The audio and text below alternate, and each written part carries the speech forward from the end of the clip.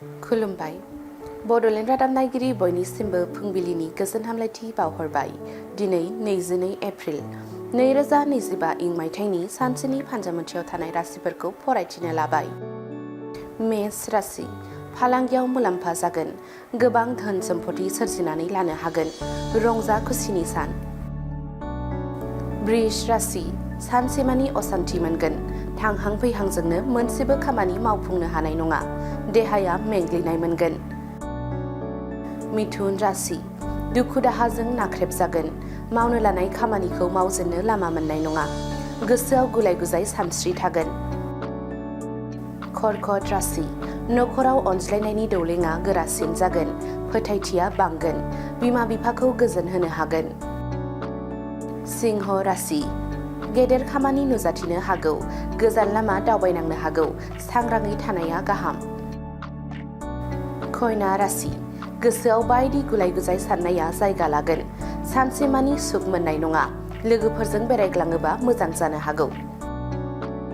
तुला राशि मावनाय दांनायाव सांग्राङै थानांगोन, आखाइनिफ्राय बेसेन गोसा मुवाफोरा गोग्लैफ्लांनो हागौ, साना मोजां गाज्रिनि गेजेरजों बारग'लांगोन। वृश्चिक राशि मावनाय दांनायाव बोलो मोनगोन, गेदेमा सुबुंनि बाख्नायजानाय मोनगोन, गोसो होसारनानै हाबा मावोब्ला जाफुंसारनायखौ मोनथारगोन। धनु राशि साननायनि उल्था जागोन, खामानिफोरा जाफुंनाय नङा, दुखुजों खाफाल हमगोन। मकर राशि गावनि गोब्राब नाजानायजों समाजाव मोजां हाबा मावनानै दिन्थिनो हागोन, मुं गोसारगोन। कुम्भ राशि गोनांथि गैयै दावबायनो मोनगोन, लोगोफोरजों सम बारहोनो मोनगोन, रंजा खुसियै थानो हागोन।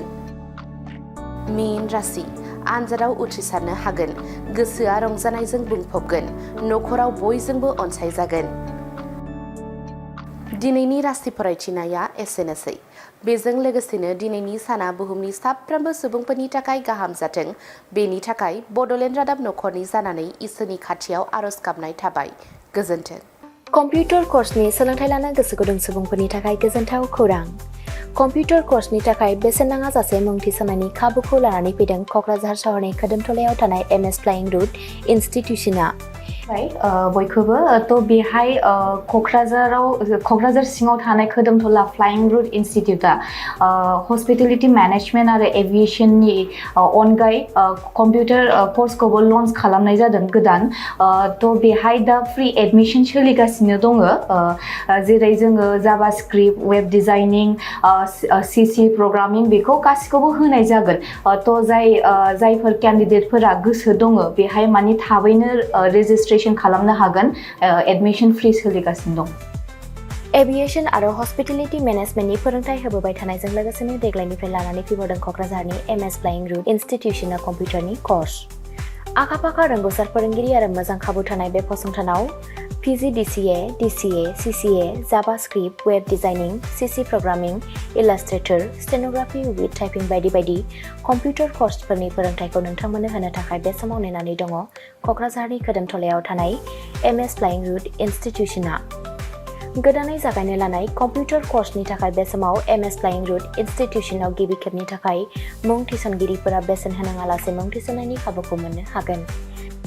थारैनो नोंथाङाबो कम्पिउटारनि गियान सोलोंनो गोसो दङ नामा? जुदि गोसो दङ अब्ला गोबाव खालामाजासे क'क्राझारनि MS फ्लाइं रुट इनस्टिट्यूशनाव सोलों लानो थाखाय नोंथाङा 9394796813 एबा 8099554765 जानबुं अनजिमायाव फोनांजाब खालामदो।